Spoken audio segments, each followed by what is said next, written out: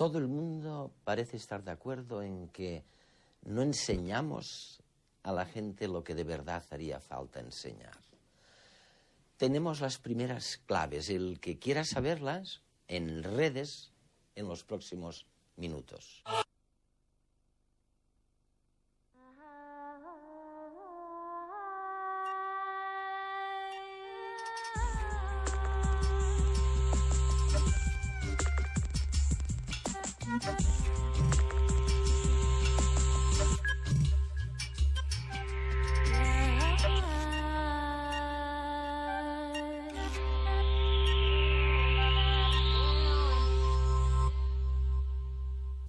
Se está produciendo una especie de consenso planetario sobre la perplejidad, o podríamos decir el desamparo. Por un lado, los psiquiatras, los médicos, los fisiólogos, los terapeutas están llegando a la conclusión de que ellos solos no pueden poner remedio a la deriva actual de la humanidad. Y por otro lado, resulta que los especialistas en lo que serían los contenidos espirituales, la filosofía, los valores, tampoco pueden solos ponerle remedio a esta deriva. Y el consenso es que solo la educación puede cambiar las cosas. Pero estamos hablando no de un cambio del sistema educativo, sino un cambio en la educación de los educadores. Y empezamos a tener, a través de este proceso de búsqueda, algunas claves que intuimos, como, por ejemplo, que hay que aprender aprendiendo, que hay que aprender a ser, es decir, a, dirigir mejor nuestras emociones y conocer mejor. Pero todavía no se sabe exactamente cómo hacerlo.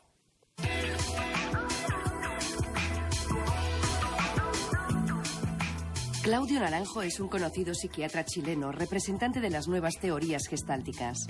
Es un personaje relevante del movimiento humanista, pionero de la psicología transpersonal, y hoy nos hablará de cómo conocernos para poder crecer.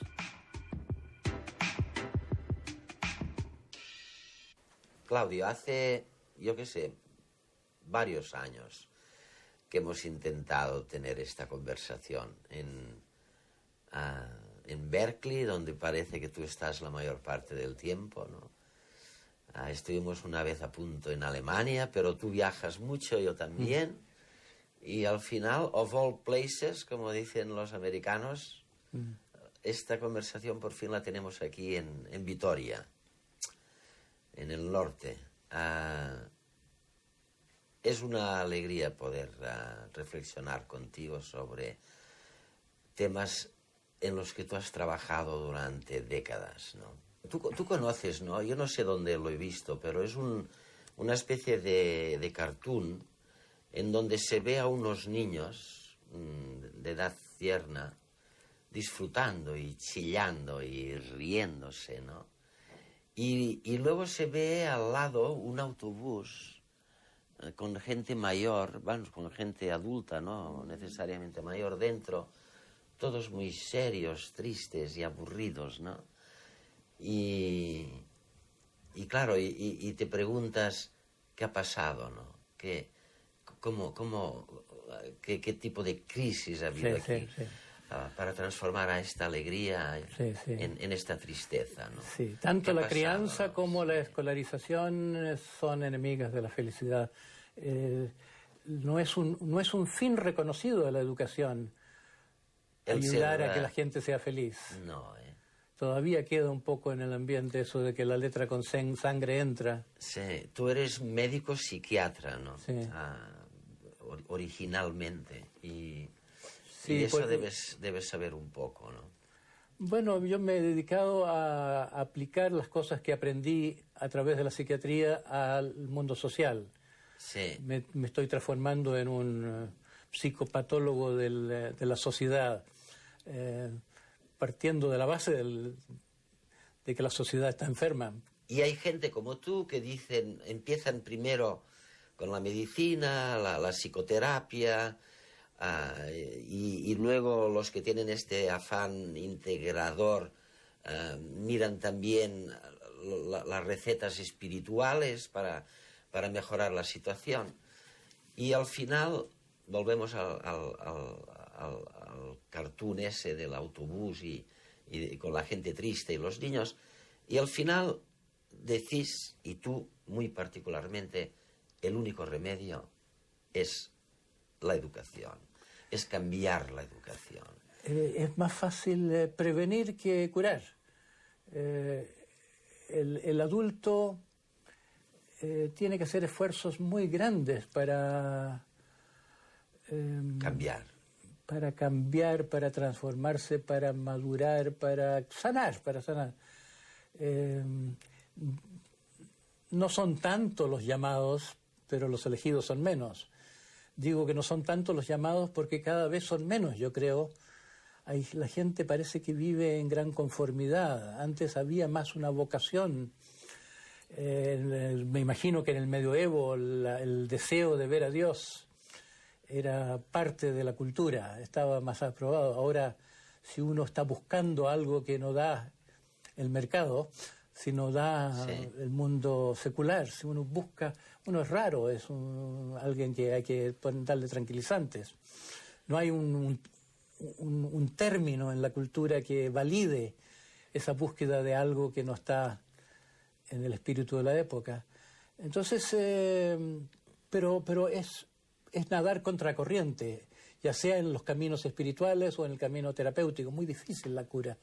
Pero unos pocos llegan, pero si queremos cambiar el mundo a través del cambio de la conciencia personal, yo creo que lo que tenemos a mano es el uso de la educación para algo diferente a lo que se está usando, porque se está usando para hacernos igualitos a los que vinieron antes. Está usándose la educación para socializar, que ese es el término más decente.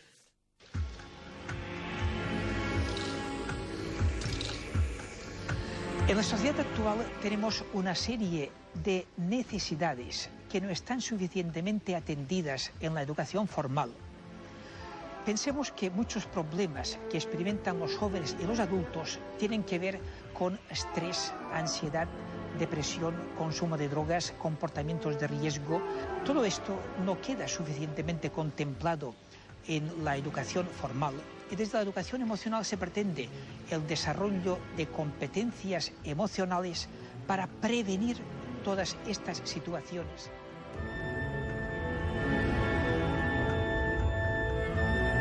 El informe de Lours fue un encargo de la UNESCO a un grupo de expertos presididos por Jacques Delors con la intención de perfilar las perspectivas de la educación en el siglo XXI.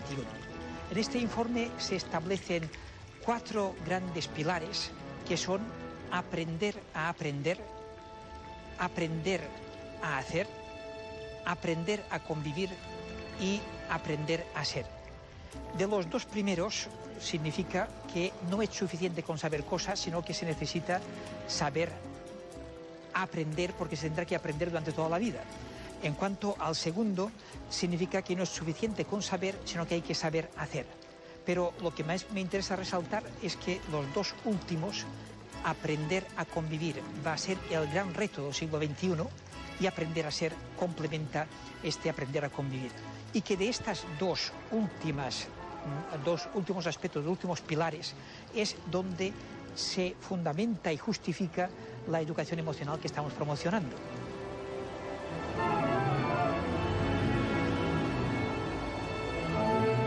La educación emocional es un proceso educativo que debería iniciarse en la educación infantil, prolongarse durante toda la primaria y secundaria, incluso la vida adulta, y tiene como objetivo el desarrollo de competencias emocionales. Estas competencias preparan al individuo para poder afrontar mejor los retos de la vida y tienen personal y social.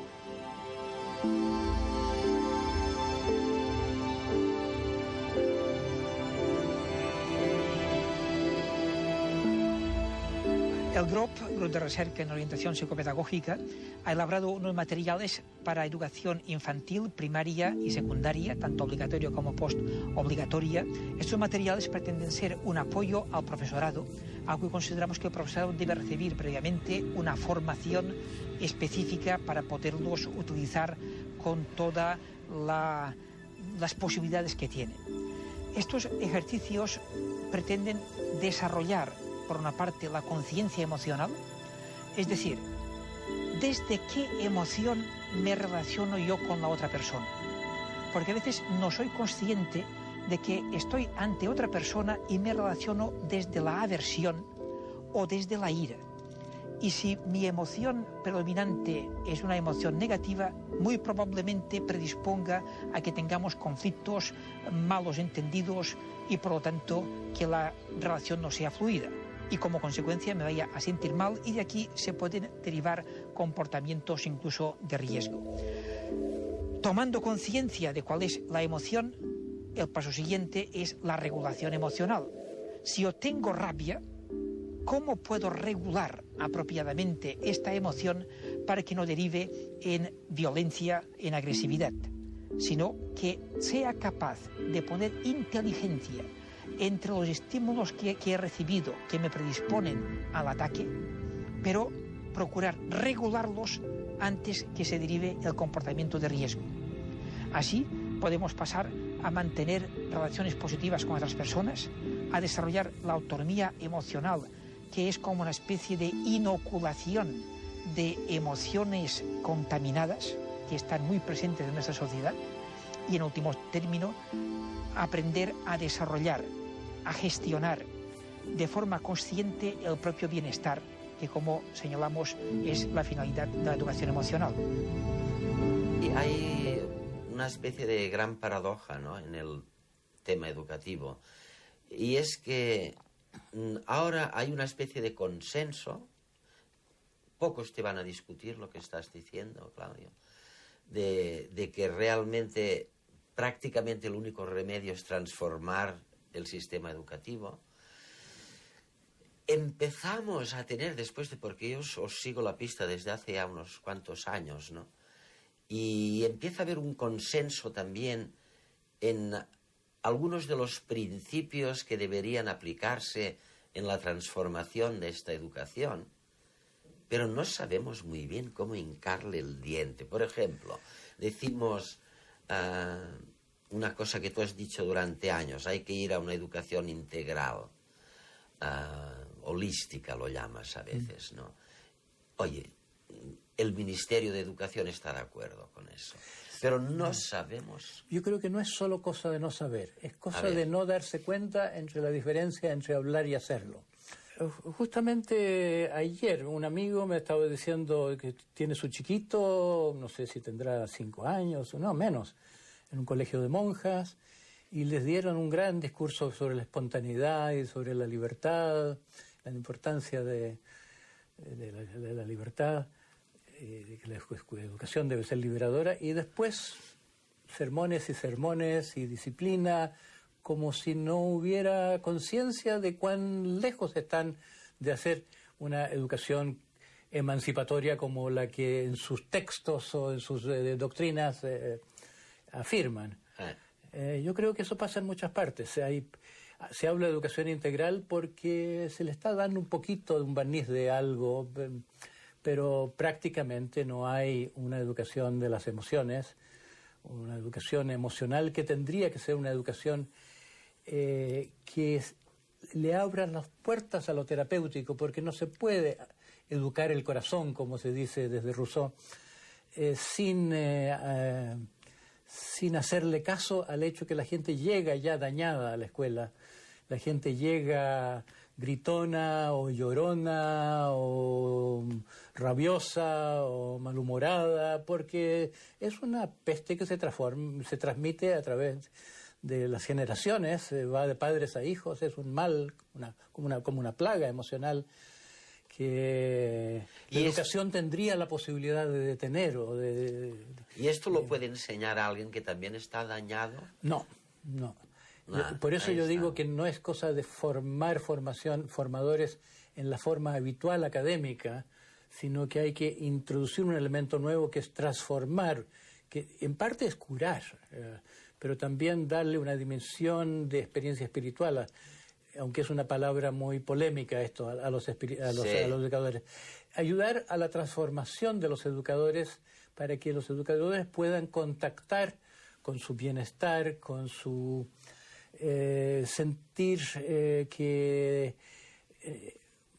sentirse menos presa de su ego. Me hierve la cabeza. Estoy preñado de cientos de ideas nuevas que emergen en la superficie sin cesar. Tal vez sea posible en cierta medida controlar los pensamientos, pero difícilmente se podrá dejar de pensar. No logro distinguir un pensamiento de otro.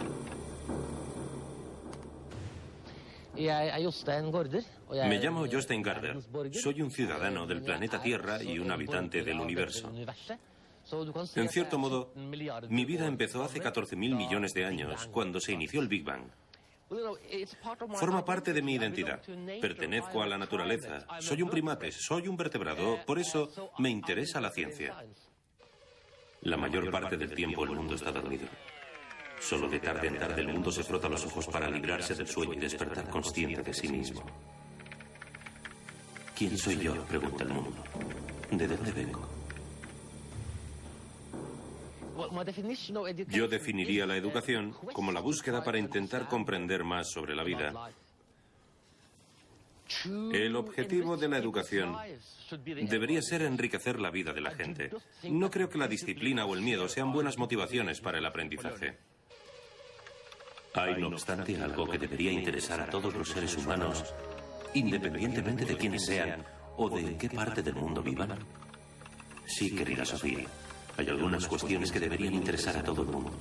Sobre esas cuestiones trata este curso. Creo que el profesor perfecto debería ser un buen narrador de historias. Si el profesor supiera contar buenas historias, todos los alumnos serían buenos alumnos. En una escuela perfecta se contarían muchos relatos, y creo que el profesor debería incitar a los alumnos a formular preguntas. Hay quien dice que el motivo por el que los judíos han ganado tantos premios Nobel es porque a los judíos se les pide que pregunten lo mismo de 3 maneras distintas. No soy capaz de dejar de pensar. Se trata de algo orgánico, algo que va y viene por su cuenta. Me ahogo en mi propio excedente, siempre estoy a punto de reventar. El cerebro sangra constantemente en nuevas ideas. La emoción es como una chispa que prende por dentro. Puede ser negativa, puede ser positiva, pero si salta la chispa son emociones. El amor sin duda es mi emoción favorita. El miedo me parece la peor emoción. Para enseñar, la emoción más importante es despertar la curiosidad de la gente, de los estudiantes. Se tarda miles de millones de años en crear un ser humano y solo se tarda segundos en morir. Si tuviera el poder para hacer una cosa por la Tierra, lo que haría sería preservar la biodiversidad. Lucharía contra la extinción de especies. Si tuviera que darle un consejo al mundo, mi consejo sería proteger el medio ambiente. Dejar el planeta en un estado mejor que el que hemos heredado.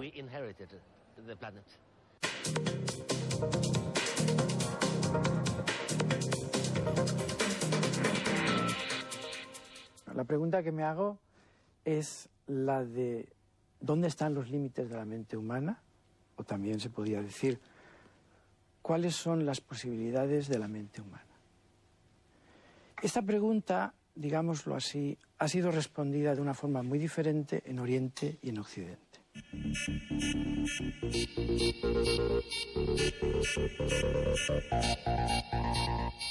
Vicente Simón es catedrático de psicobiología en la Universidad de Valencia. Ha trabajado durante muchos años en farmacología de la conducta. Ahora se interesa por la conciencia, por la meditación y sus aplicaciones.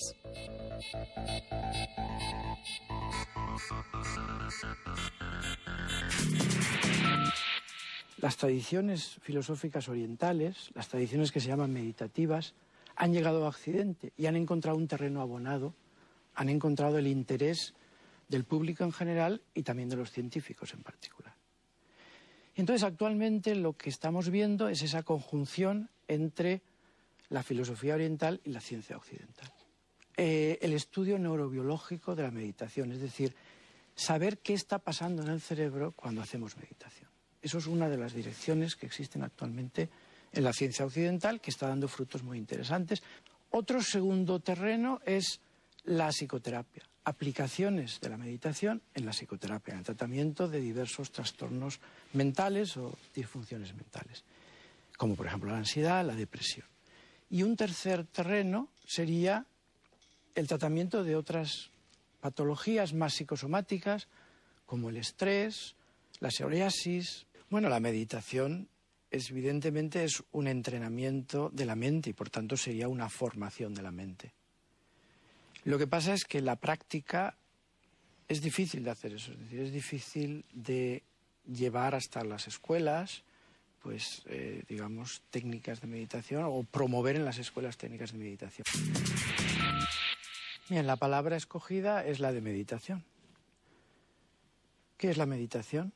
Bueno, yo quisiera quizás aportar aquí una metáfora con la cual nos podemos meter un poco en el tema. La metáfora es la metáfora de la lente. Igual que vemos las cosas a través de una lente, vemos la realidad a través de algo que es nuestra propia mente.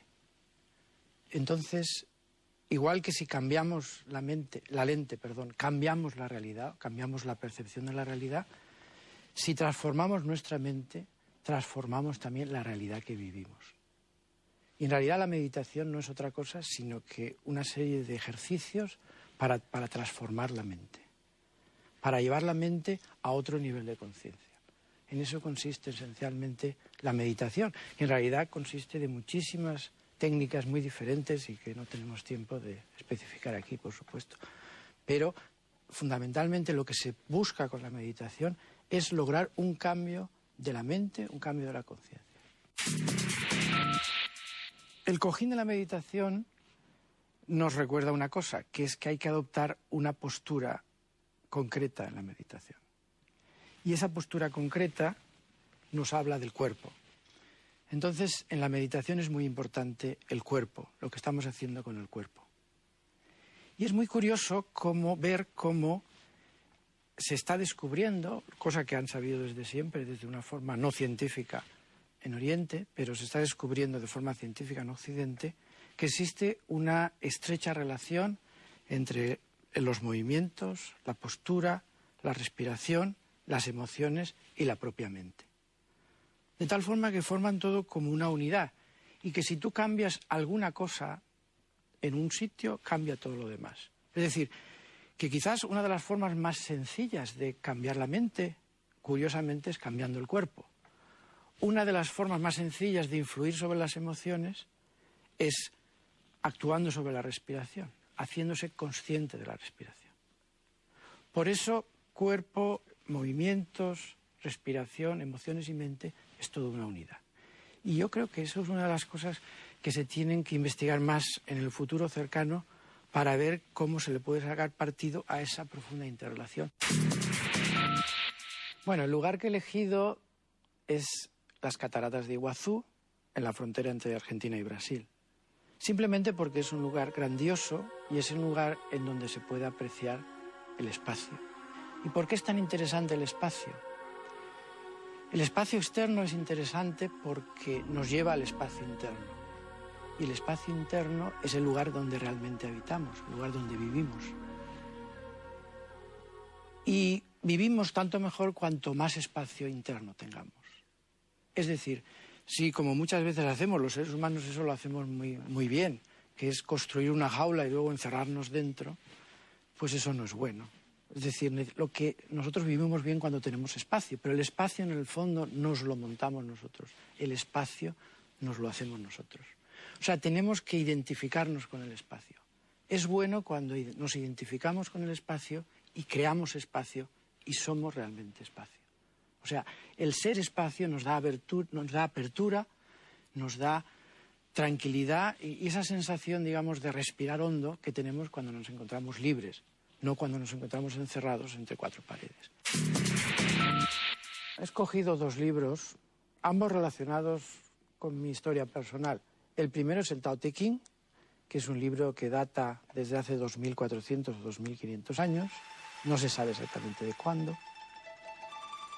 Se dice que lo escribió un sabio taoísta que se llama Lao Tzu, cuya existencia se duda, pero en principio se le atribuye a este hombre. Presenta la realidad como vista por una conciencia diferente a la nuestra. Y lo fascinante del libro para los occidentales es que tiene la virtud de transformarnos o de permitirnos casi de un salto entrar en esa conciencia tan diferente a la nuestra y ver la realidad con otros ojos, una realidad diferente. He traído, por así decirlo, otro libro, que es un libro actual, un libro más bien práctico, metodológico, que es el libro que se llama Maravillas de la mente natural, de un maestro tibetano, al que considero mi maestro, que se llama Tenzin Wangyal, y que en realidad nos expone diversas técnicas de meditación con las que se puede modificar la conciencia.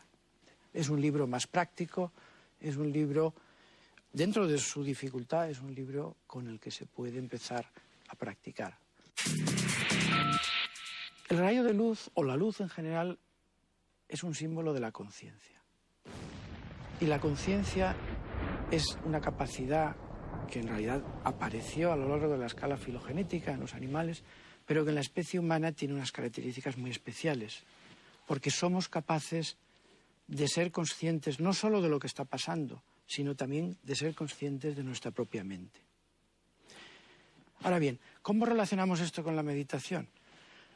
En la meditación lo que se hace a lo largo del tiempo es irse concentrando no en los objetos que estamos percibiendo, sino en la propia luz que ilumina esos objetos, es decir, en la propia conciencia.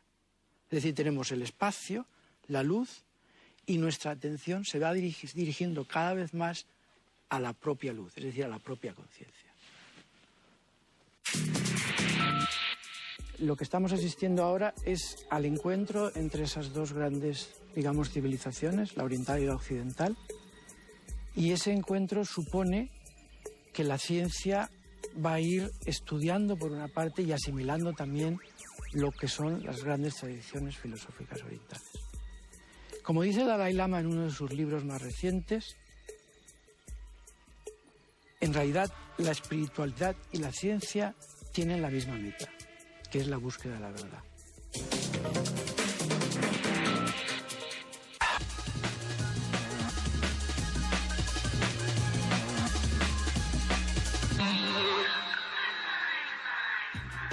Como si de una operación de cadera a escala molecular se tratase, científicos suecos han sustituido en las proteínas aminoácidos naturales por otros sintéticos. El hallazgo permite diseñar moléculas con aplicaciones médicas concretas. Existen 20 aminoácidos naturales que son los ladrillos con los que se construyen todas las proteínas. Según la combinación de aminoácidos, la estructura y la función de la proteína resultante cambian. Científicos de la Universidad de Uppsala han demostrado ahora que es posible reemplazar aminoácidos clave en la estructura de una proteína por otros fabricados en el laboratorio. El estudio se realizó con una enzima implicada en la eliminación del cuerpo de compuestos cancerígenos. Sustituyendo un único aminoácido por otros artificiales, han conseguido una enzima mucho más activa y otra inactiva. La investigación abre la puerta al diseño de moléculas con estructuras y propiedades concretas con multitud de aplicaciones en biotecnología. Los insectos gigantes se asocian a la ciencia ficción. Un estudio reciente asegura que también podrían existir en la naturaleza si la proporción de oxígeno en el aire fuese mayor. Hace 300 millones de años, la envergadura de una libélula podía sobrepasar los 60 centímetros. Un hecho que un equipo de científicos de Arizona atribuye a la concentración de oxígeno en el aire, que era de un 35% frente al 21% actual. A diferencia de los seres humanos, que utilizamos la sangre para transportar el oxígeno, los insectos lo absorben por múltiples orificios y lo transportan mediante un sistema traqueal que se extiende por todo el cuerpo. Su extensión es proporcional al tamaño del animal, pero se ve limitada en el punto de unión entre su cuerpo y sus patas, lo que limita también el suministro de aire. Una atmósfera rica en oxígeno puede compensar esta limitación y permitir que alcancen mayores dimensiones, como ocurrió en el Paleolítico. ¿Te gustaría saber cuánto tiempo puedes exponerte al sol sin sufrir quemaduras? Existe un servicio que ofrece esta información. Lo único que necesitas es un teléfono móvil. Se llama Happy Sun y permite conocer en tiempo real la intensidad de los rayos ultravioleta, la temperatura del mar y la transparencia de sus aguas. Una información útil para submarinistas y turistas que deseen disfrutar de un día de playa. Todos los datos los recopilan los satélites Envisat y Meteosat y se pueden recibir en forma de SMS o vía Internet. El servicio se puede personalizar en función del tipo de piel y el lugar geográfico. Por el momento, solo está disponible en Italia, pero cuenta con el apoyo de la Agencia Espacial Europea para extenderlo a otros países. La iniciativa ha sido bien acogida por los médicos, ya que puede ayudar a prevenir el cáncer de piel, que provoca 60.000 muertes al año, según la Organización Mundial de la Salud. Los científicos están decididos a desenmascarar todos los misterios del universo. Un proyecto internacional liderado por el Instituto Max Planck de Astronomía se ha propuesto realizar una película del cosmos. Astrónomos de todo el mundo han formado un consorcio que explotará un nuevo y potente telescopio instalado en Haleakala, en Hawái. El telescopio estará en funcionamiento en 2007. Entonces observará de forma repetida gran parte del cielo, creando un mapa en colores y la primera película digital del cielo. En el film se podrán observar los cambios que tienen lugar en el cielo con el paso del tiempo. El consorcio llamado Pan-STARRS 1 utilizará el telescopio para descubrir miles de millones de nuevas estrellas, planetas, galaxias y objetos del sistema solar, incluyendo potenciales asteroides asesinos que amenacen a la Tierra. Producirá también el mapa más extenso en 3 dimensiones del universo que se haya realizado hasta ahora.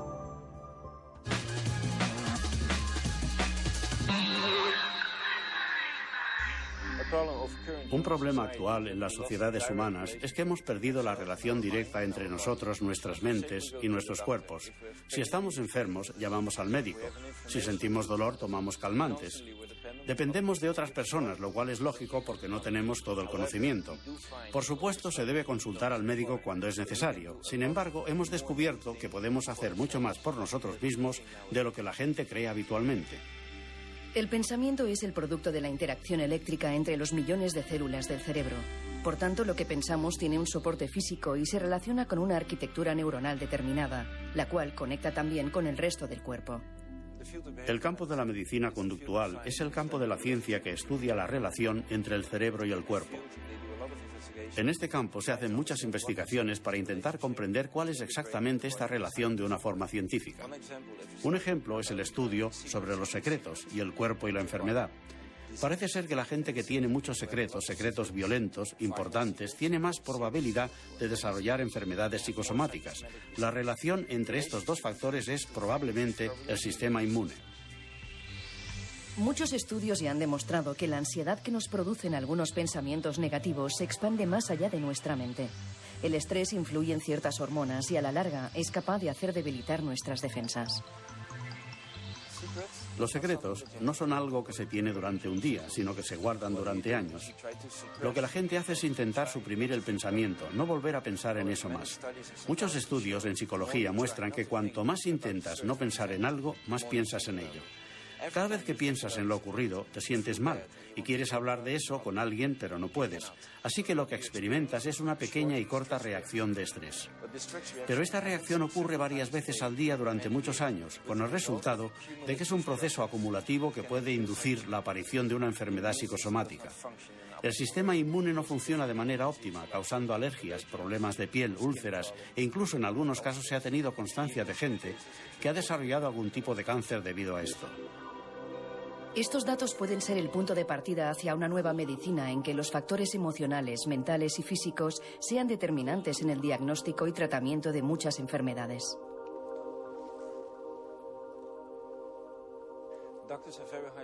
Los médicos tienen mucho éxito cuando tratan a los pacientes. Sin embargo, al cabo de, por ejemplo, 20 años, muchos pacientes vuelven con el mismo problema. ¿Cómo es eso posible? ¿Es que el médico no curó realmente al paciente? Creemos que el médico sí curó al paciente, pero no tomó en cuenta su personalidad. Si alguien, por ejemplo, tiene mucha ansiedad y desarrolla un cáncer, puede que se cure, pero que en 20 años vuelva con el mismo problema, porque la ansiedad todavía existirá e incluso que haya aumentado debido a la enfermedad. Lo que creemos es que los médicos deberían trabajar junto con los psicólogos para ver cómo es una persona, cuál es su personalidad, cuáles son los problemas relacionados con ese tipo de personalidad y ver si se puede, de alguna manera, adaptar la persona a sus propias características. Así que un mensaje muy importante es que debes conocerte a ti mismo.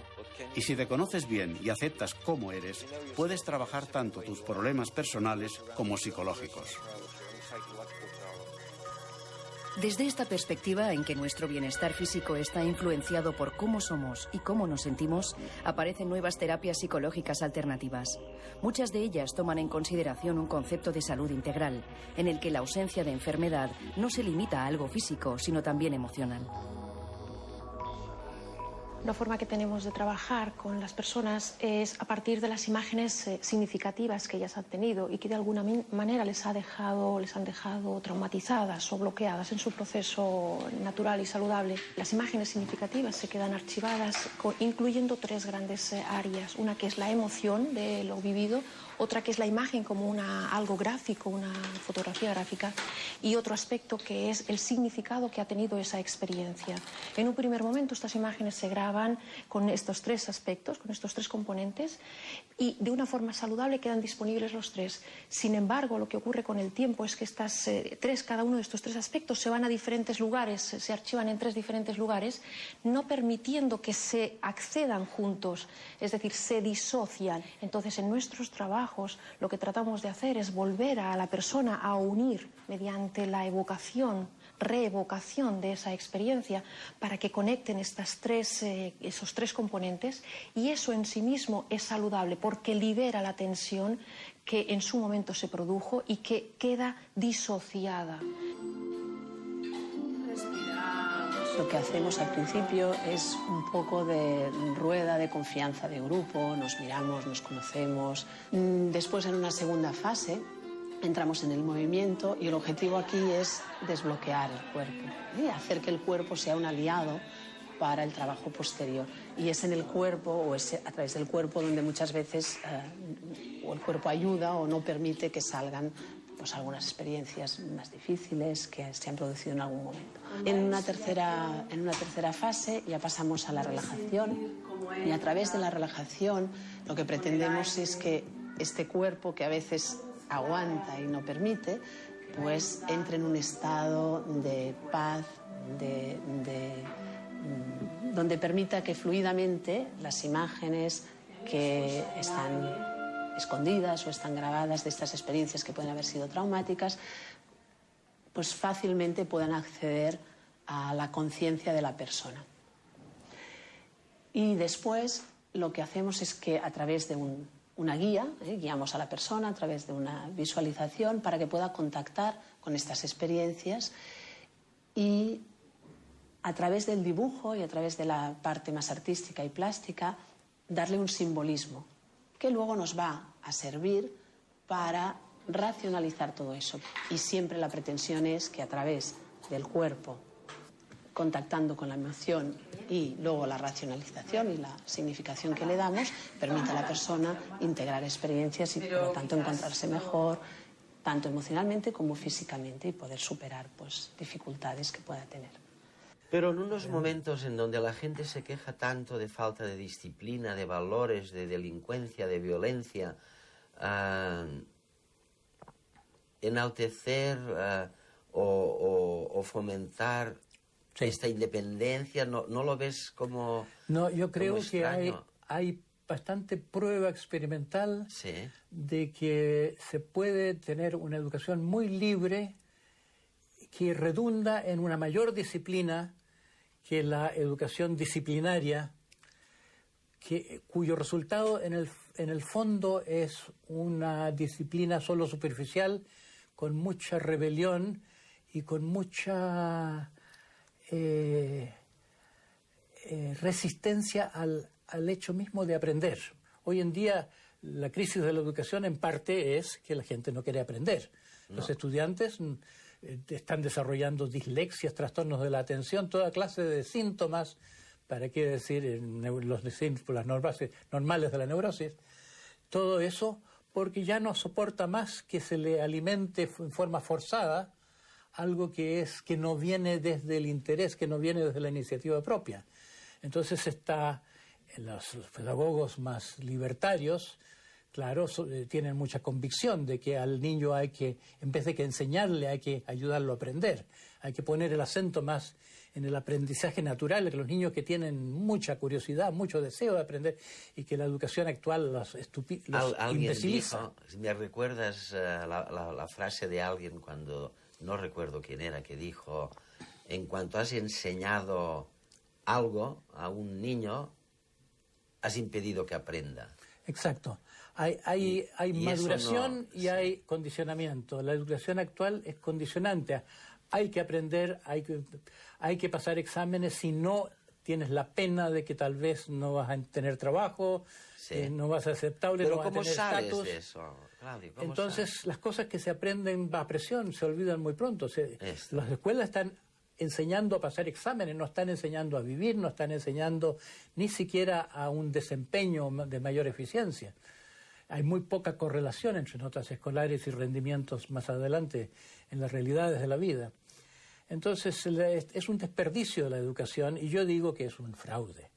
Yo digo que llamar educación a algo que es transmisión de información y transformación y transmisión forzada de información es un muy mal uso de una palabra. Pero, Claudio, ¿ves la dificultad, ¿no?, de conciliar esto en lo que estaríamos seguramente todos de acuerdo si alguien dice cuán despótica es la enseñanza frente a la libertad y al respeto del niño, pero por otro tenemos la delincuencia y la violencia y el bullying en las escuelas y la gente que te dice no se han olvidado del despotismo y de la disciplina. Sí. Hay el miedo a la libertad. Sí.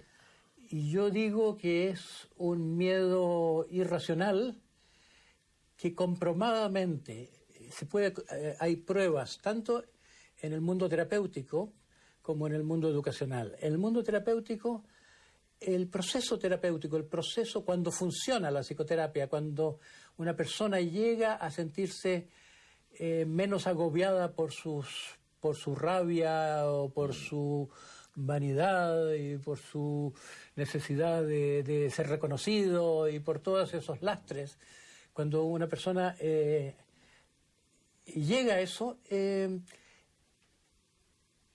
eso va acoplado a descubrir que puede ser más libre y que es como si la persona, independientemente cuál sea la escuela de la terapia, aprende a conocer sus deseos más y a respetarlos más y a darse cuenta que no necesita vivir con un policía interior tan severo como la vida colectiva nos ha inculcado a través de las generaciones.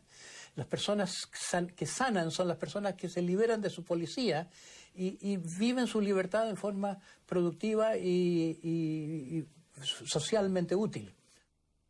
Según Deepak Chopra, pionero de la medicina integral, se pueden educar las habilidades emocionales y mejorar así la salud. ¿Qué hacemos al sentirnos amenazados?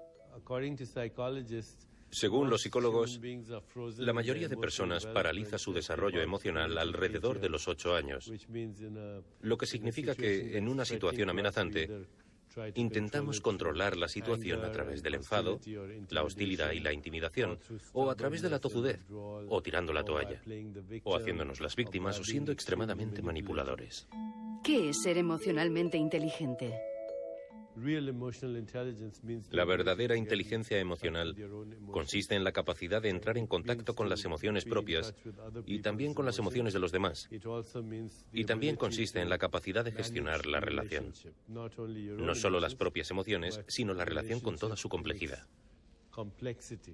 ¿Qué podemos hacer para mejorar nuestra inteligencia emocional? Hoy en día contamos con buenos libros y artículos sobre cómo se puede conseguir eso, cómo podemos conectar con las emociones, presenciarlas, expresarlas, compartirlas, liberarlas, cómo podemos comunicarnos con los demás de un modo que no genere toxicidad en la relación o las emociones. Pero es una respuesta que requiere aprendizaje. y muy poca gente dedica tiempo a aprenderlo. ¿Qué papel desempeñan las emociones en nuestra vida cotidiana? Las emociones tienen una función biológica. El miedo existe porque en una situación de amenaza nos permite huir de esa amenaza. La ira existe porque nos permite luchar contra un depredador. Los celos existen porque protegen al animal de la pérdida de oportunidades reproductivas. Y lo mismo sucede con todas las emociones. El asco es la repugnancia hacia la comida que se está pudriendo, etc. Todas las emociones tienen motivos biológicos y todas tienen que ver con la supervivencia. ¿Pueden las emociones jugarnos malas pasadas? Algunas de estas emociones, si surgen en situaciones inadecuadas, pueden ser peligrosas. Si se activa una respuesta de pelea o miedo o ira de un modo inadecuado, eso puede causar estragos en nuestro sistema, un caos fisiológico. ¿Pueden las emociones llegar a curarnos? El amor y la compasión son emociones curativas porque a través del intercambio de este sentimiento que llamamos amor, nos regulamos los unos a los otros. Regulamos el sistema nervioso autónomo, el sistema endocrino y, de nuevo, la homeostasis. Ha quedado demostrado que cuando una persona tiene un vínculo emocional al que recurrir ante la amenaza de una enfermedad, el intercambio de esa energía emocional crea ciclos de retroalimentación que suscitan la respuesta creativa. De modo que el amor es una emoción realmente curativa. ¿Y por qué hablas tanto del amor? Porque yo creo que es la raíz de la virtud. La virtud es una palabra malgastada porque se fue tomada por el autoritarismo del sistema. Fue tomada por lo que yo llamo la mente patriarcal. Cuando se dice tienes que ser así, tienes que hacer esto y no debes hacer lo otro, el contenido de todas esas normas, por bueno que sea, está contaminado por el espíritu de la normatividad que le hace sentir al individuo esto es un decreto policial, no es algo por tu bien.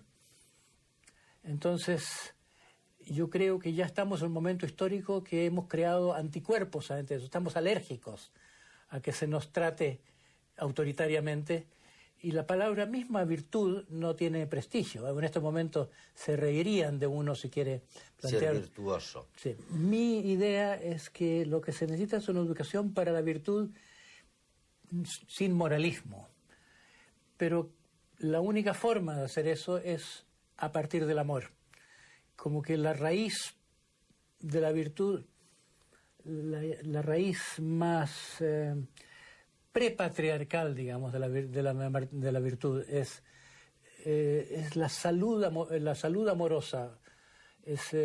Yo lo digo que es el buen amor, pero le estoy dando un giro diferente al arcipreste de Ita.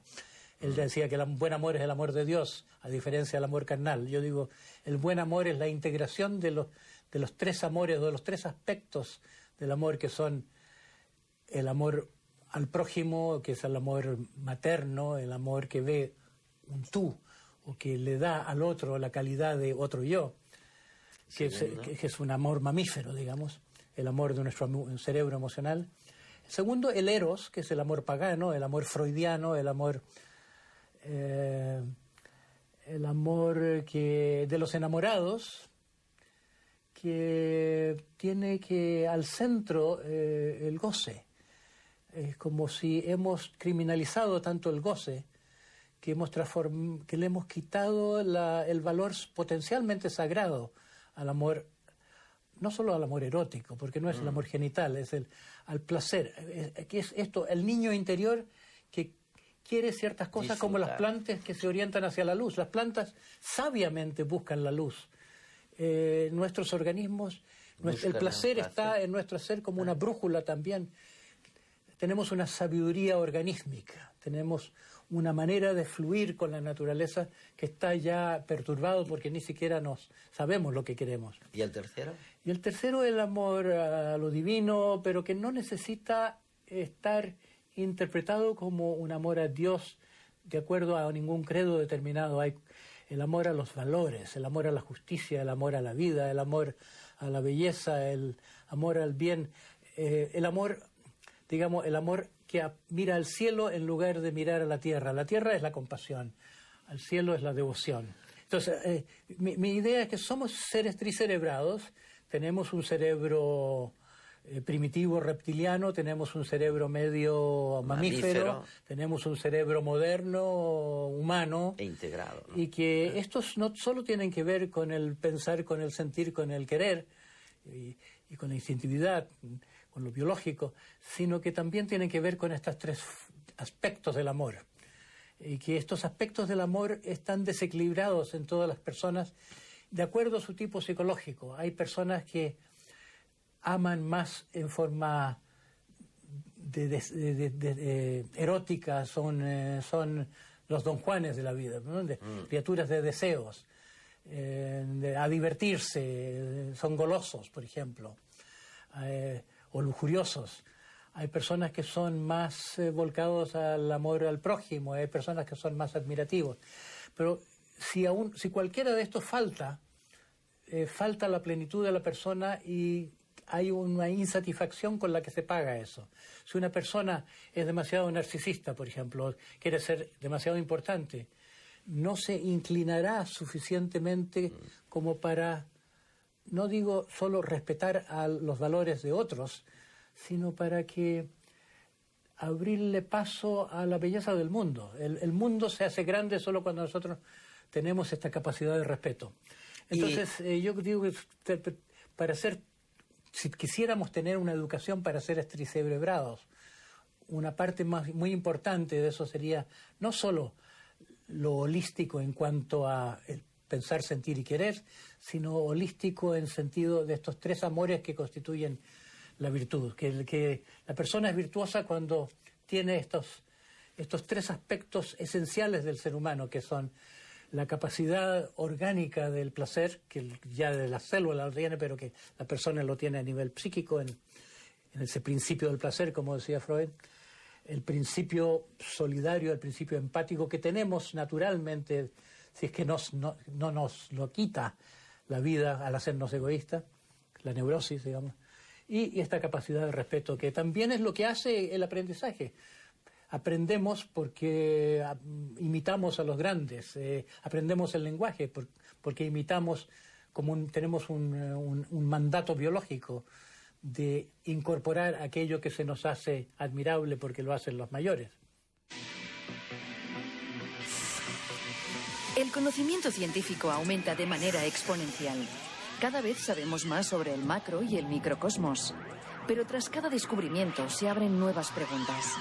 La ciencia trata sobre lo que no sabemos e intentamos aprender. El concurso SMART de esta temporada plantea la siguiente cuestión. ¿Crees que hay una pregunta científica que nunca tendrá respuesta? Nos gustaría saber cuál es esa pregunta y por qué crees que nunca tendrá una respuesta. Envía tu texto a la nueva dirección del concurso: concursosmart@smartplanet.es. Tienes tiempo hasta finales de este año. Esta novena edición del concurso, el concurso SMART, está patrocinado por Smart Planet.